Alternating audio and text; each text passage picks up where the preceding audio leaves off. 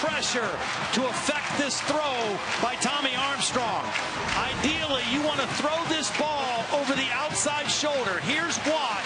He's going to get enough pressure that Armstrong's throw stays to the inside, and that enables the safety, Dakota Dixon, to come over and make a play. If it's to the outside shoulder, I don't know if the safety can make that play. Inside, Dixon, a huge play for the Badgers.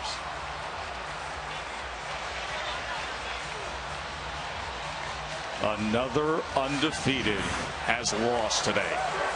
Nebraska comes to Madison in a thriller in overtime. Wisconsin takes it 23-17.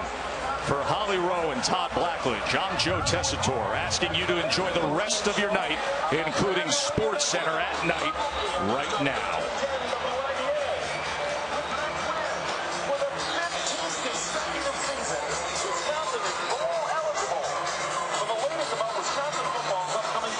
So I've got Coach Chris and Ryan Conley, who filled in very well. Made a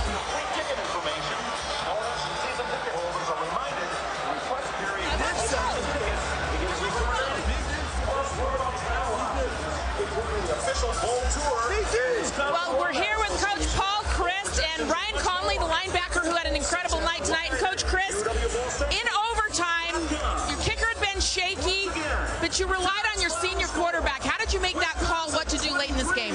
I think just kind of, we knew we were going to play them both, and well, the guys competed and played hard and just kept persevering and proud of them. At the beginning of this week, you said to your team, we are going to need everybody to continue to win this season. How much did that mean to you that everybody did contribute tonight? Well, obviously proud of what they all did, not just tonight, but to get ready for this and all the work they've done leading up to it. And there's no doubt, and great examples. You know, Ryan does a great job, but there's so many guys that for us to be the best team we can be, we need everyone, and these are just examples of it. Bringing in Ryan Conley, the linebacker. You know, when Jack Sitchie, the heart and soul of your defense, goes down, is out for the year, and you step into his place tonight, how were you able to shoulder this load? I mean, just my teammates having confidence in me, and, you know, Coach Wilcox putting us in great positions all night. You know, just you got to go out there and do your job, and that's what we were able to do. When you saw that the missed PAT happened, how stressed out were you for that last possession in overtime? No, I mean, that's what our defense loves to, you know, situations our defense loves to be in. And so, you know, we were hyped up to go out there and win that game for our team. So that was awesome. On third down, you come in and make a huge play. How were you able to step up in that moment, Ryan? I just knew it was, you know, you got, if you're going to take it, you got to make it. That's what my coach always said. So I saw an open gap and I just shot it. How does this win over an undefeated Nebraska keep your hopes alive for all your goals for a Big Ten championship and even more? Yeah, all the goals we set out before the season are still there. So, I mean, that's just another stepping stone in the season, and, you know, we're ready to go. Keep it going. Thank you very much. Joe, they needed everybody, and boy, did they get it tonight. They did. It was sensational, Holly, and this is a trophy game. The Freedom Trophy is what they play for. Bronze Stadium with the flag coming out of the wooden frame here. That was a fun one, Todd. It sure was. You know, Paul Chris made a great point. He said, hey, we needed everybody. This had to be a team effort. You play a couple quarterbacks, you put in your star running back, and yet it's your backup running back. Third down specials goes over 100 yards. And then you lean on the defense. The defense has been there all year, and even though they've had to mix and match and put some different guys in, Ryan Conley comes in for Sitchie. He has a beautiful game. I don't know what his total tackles were, but it's probably double digits, close to it. And as you mentioned, Ogunbowale was outstanding. 11 carries, 120 yards, had the big touchdown run in overtime. It was a little tough running for Corey Clement, but Ogunbowale was outstanding. Holly's down on the field with him right now. Well, on a night that yards were hard to come by for Corey Clement, you came in and were able to find some green grass. What was different for you out there running the football? I mean, I was just making sure I stayed patient, and Corey did the same thing and ended up opening for him, and I was able to get some holes early on, too. Right before the overtime period, I saw your ankle get injured. You're trying to shake it off over on the sideline, and then you come up with a huge touchdown run. How did you do that? I think it was more of a scare. You know, I kind of heard some things I didn't want to hear coming out of my ankle, and I was kind of more worried than anything. But I found out I was all right, and then Coach trusted me and gave me the ball and let me get the touchdown. What was this like for you guys tonight? You're going with two different quarterbacks. Coach stays with Houston, the senior, late in the fourth and in overtime. How does that affect the team? I wouldn't say it affects it at all. You know, I mean, guys shuffling in and out of the huddle in practice. So we came to the game and it was just the same, you know. So it wasn't anything that we weren't ready for, and we came out and executed regardless who was under center. Thank you very much. No problem. Thank you. So Nebraska came in 7-0 on a day when 9 entered the day unbeaten. You see Nebraska, Baylor lost to Texas, Todd. West Virginia lost to Oklahoma State. So the Big 12 situation is taken care of for all intents and purposes. And Boise, a good solid Boise team, loses to Wyoming. There were a lot of critics of Nebraska saying they haven't played anybody to get to this point. They would be exposed tonight. What was your takeaway of Nebraska? I thought they played pretty well. I did too. I thought their defense played really well. You know, they gave up the touchdown in overtime, but before that had done really well. I thought Tommy Armstrong struggled in the first half. They had a couple turnovers. I thought he played better in the second half. But again, it was the Wisconsin defense that was the story of the game.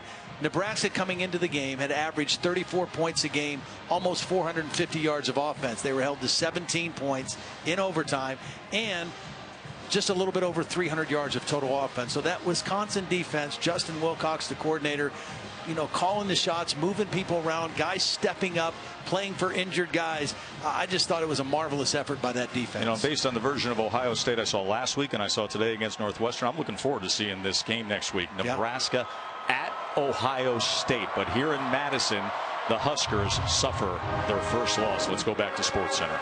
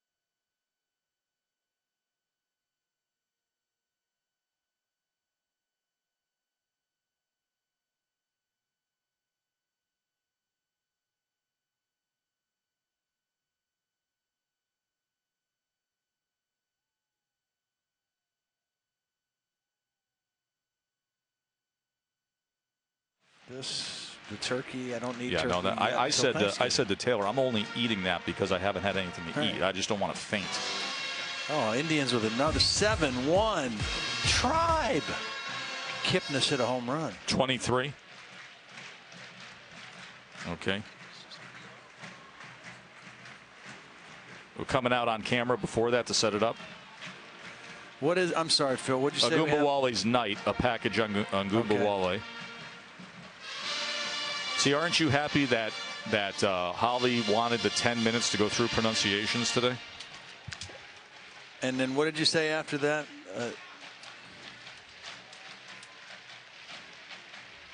Yeah.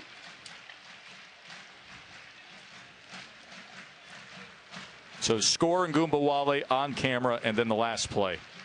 And then you can just give me a hero. Yeah, and then we'll just get off to it. Right.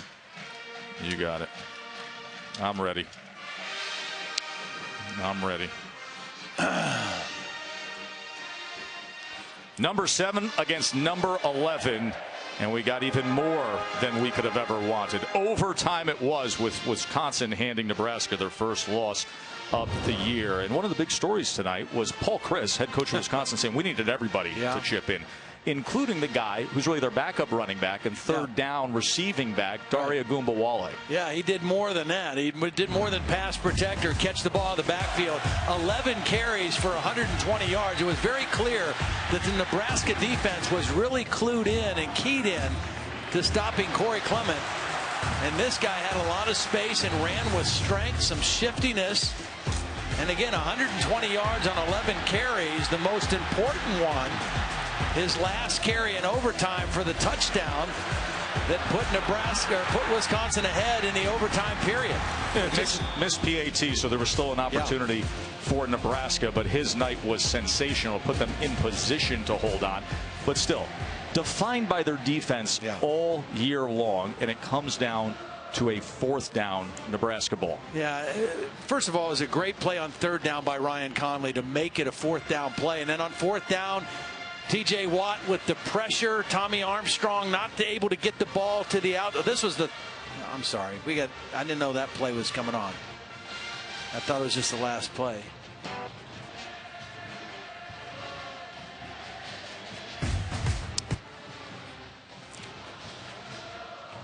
That was 3rd down, right? Yeah, pretty sure that was 3rd down. I was wrong anyway on that. So.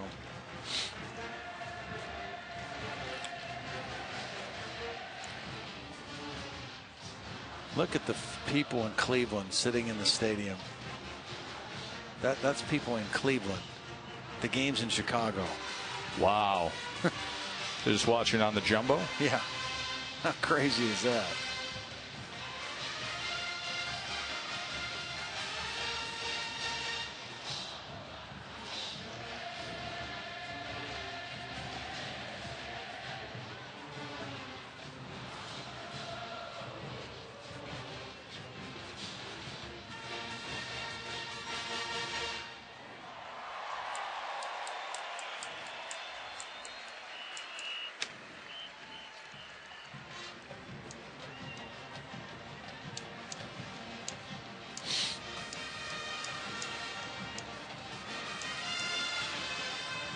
.542 to 570 total yards. I wonder what they have on the ground against them. I mean, you think about seriously what we saw tonight without, I mean, it's just amazing. Without their nose guard, without their middle linebacker, and they didn't even miss a beat. They didn't. They looked like the same defense.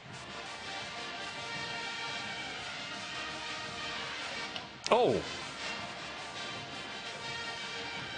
Maybe the ugliest uniforms ever. Well, the Westerkamp play? Okay, the 3rd down play. Yeah. Okay. Yep, gotcha. No problem. All right.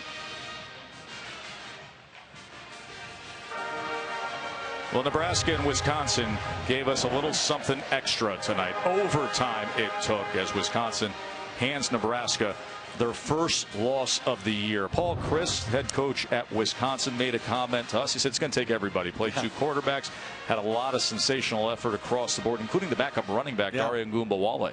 Well, Corey Clement's coming off of back-to-back 100-yard games. He's the feature guy. It was clear very early on that Nebraska was really locked in to stopping him, and that opened up things for the backup. Dare Ogunbowale, who's normally in there on third down as a receiver out of the backfield. But tonight, he was really effective running the football. Had a lot of burst, had a lot of wiggle. 11 carries for 120 yards. None of his carries, none of his runs any more important than his last one right here in overtime. In for the touchdown to give Wisconsin the lead in the overtime period. 11 carries, 120 yards for Ogunbowale. A great night out of him, and of course put them in position to win the game with the touchdown in the first overtime. But Wisconsin has been defined by their defense, and they had to come up with a stop. Well, and they've played well all year. They've had to mix and match, put different people in there. They had a couple other guys out with injury tonight. They didn't miss a beat. In overtime, they had to make a play on third down. I thought they got away with a little interference on Jordan Westerkamp. Was knocked down by T.J. Watt, but then Watt comes back on fourth down. Good pressure and forces Tommy Armstrong to throw this ball to the inside. Safety Dakota Dixon able to get a hand on it. And Wisconsin, who lost a couple weeks ago here in overtime to Ohio State, finds a way to get it done in the extra period. Wisconsin had the 2 losses, but they probably are the most respected 2-loss team. Meanwhile, Nebraska was undefeated, and people were shredding them, criticizing them left and right. What's your takeaway on Nebraska? I think Nebraska played much better than they've played the last couple of weeks. I think they're a legitimate football team. I think depending on how they recover from this game, mentally, emotionally, on the ride back to Lincoln, and how good their preparation, it's going to be interesting next week when they go into Columbus to play Ohio State. Ohio State offensively is still a team, I think, that's searching a little bit. That could be an interesting one next week. It'll be interesting to see how the Big Ten West now plays out with this. The Freedom Trophy in the hands of the Badgers.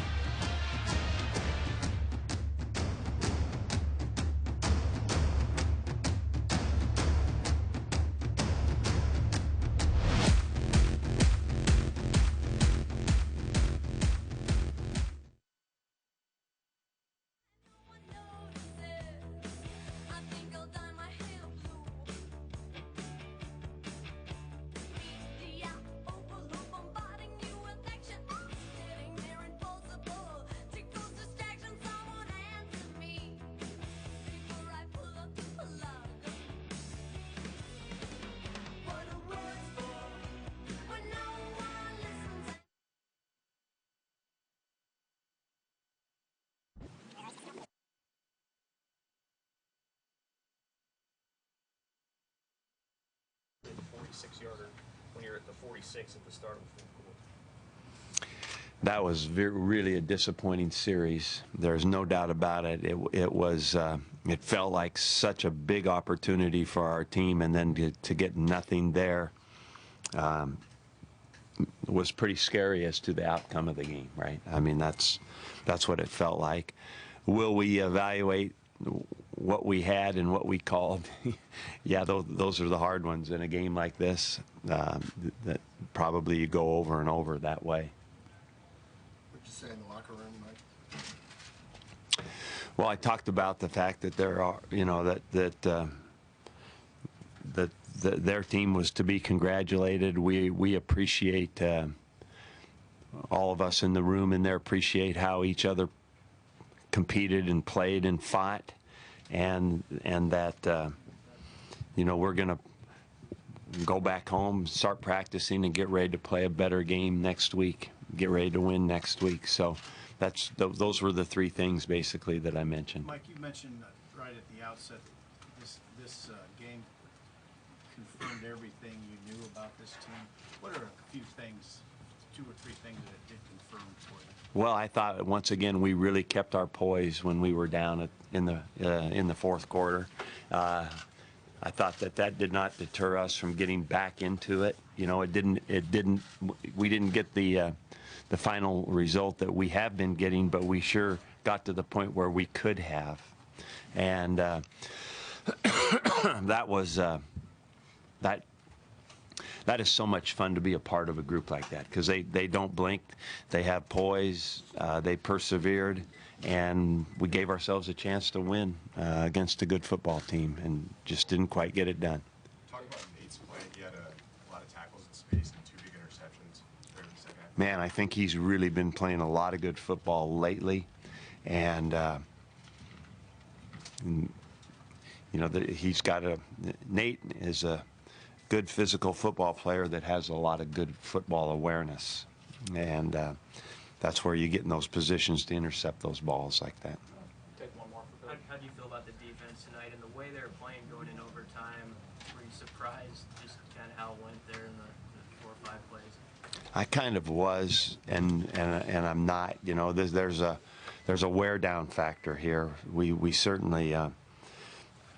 What you find is that when you're making some of those plays early, you're right on the right edge of the blocker, right in the position in your gap, and then I think that we got out positioned just enough in some of those runs at the end to hurt us, and that was a difference maker. All righty, thanks.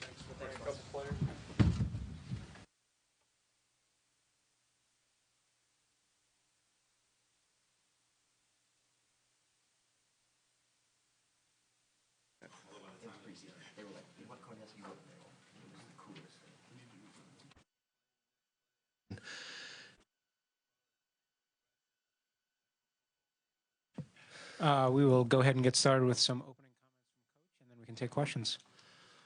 Well, extremely proud of the way our kids battled and played and overcame all the adversity that usually comes in a game. And I think the one thing that sticks out is, you know, they play for each other, and guys got to step up. They find their way to step up, and doesn't matter what happens, they keep playing the next play, and proud of that. You know, Nebraska's a heck of a football team, and that was it was a good win, and you know, every game plays out differently, and I thought defense did a ton of good things, and the takeaways were big, and you know, we struggled a little bit, had a good first drive, and then you know, struggled a little bit offensively, weren't converting on third down, so we weren't able to really create any rhythm. And yeah, I thought the way we finished the game, thought the run game was big and made enough plays. But appreciate this group and what they did to give us a chance tonight, and they found a way to win.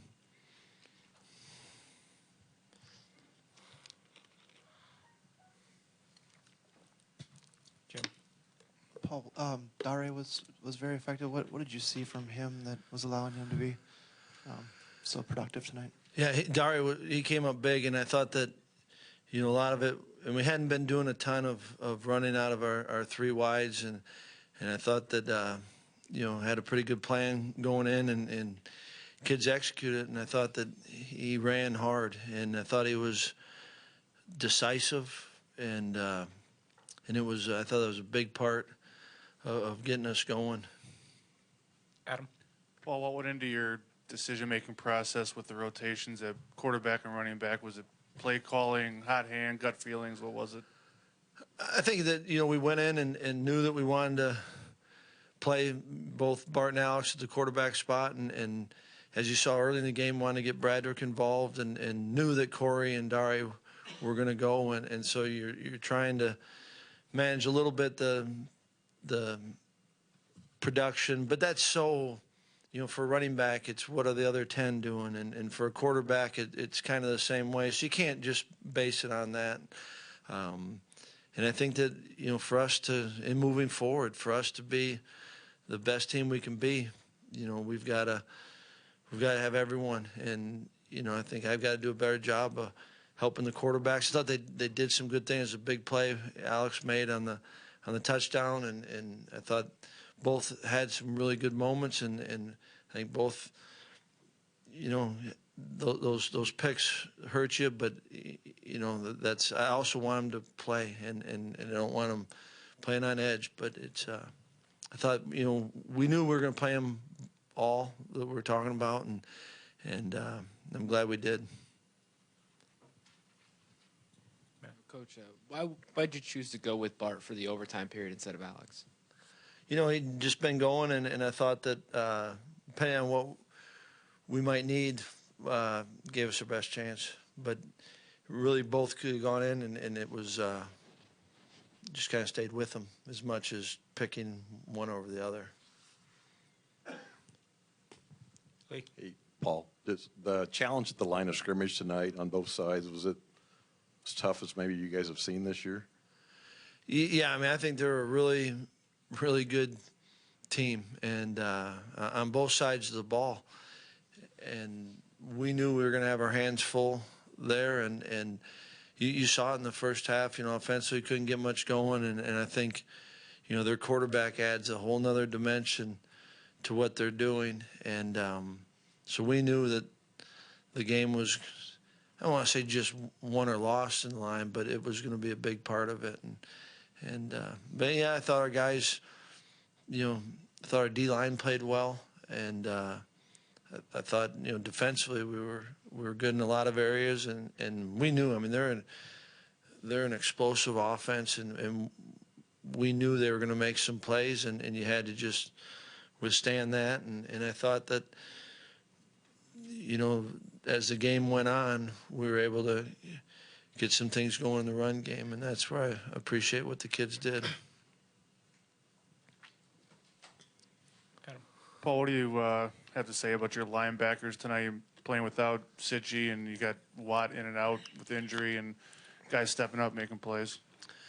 I mean, that's a big part of this team is guys stepping up. And I think one thing that sticks out to me about this group is they care a lot about each other, and therefore when they're in that situation, they will put it all out there. And I think that, I thought the coaches did a really good job of preparing them and, giving them confidence in what we're doing. And yet what's fun about the game is they still got to go out and execute it.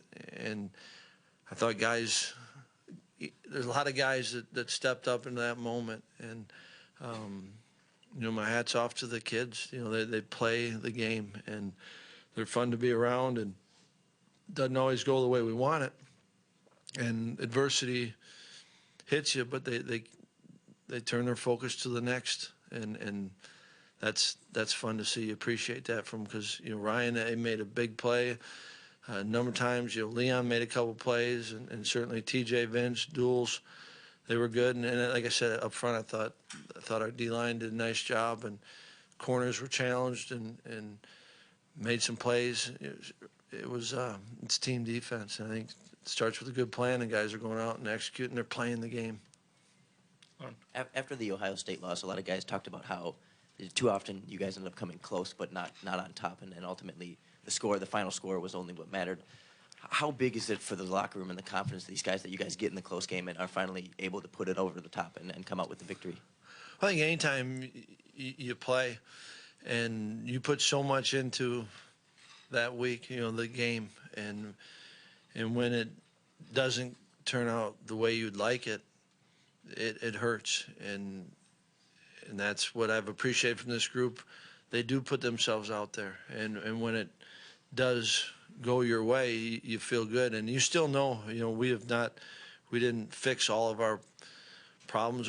There's things that we can do to get better at, but I don't think the team lacked confidence, and we've been in a lot of close games, and so it wasn't, I don't feel that as much as you put it all out there and you do it to compete and to win. And when you do, it feels good, and when you don't, it stings.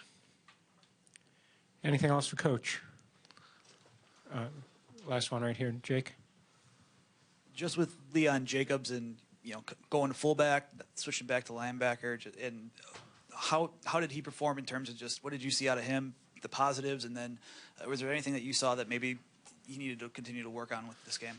I'm sure when we look at the film, there's going to be some things that Leon can do, but I think Leon's another great example of a guy that will do anything he can to help this team. And whether it was going to fullback and then going back to linebacker, he's on a bunch of our special teams. I think he is an example of this group, and that they'll do anything they can to help this team be the best it can be. And so I don't know as far as grading him out, but I know that he showed up on some plays, and I know he showed up on some special teams, and I think he represents this group, and that's a guy that's unselfish and will do all that he can. All right, Thanks, thank Coach. you. We'll have the players in here soon.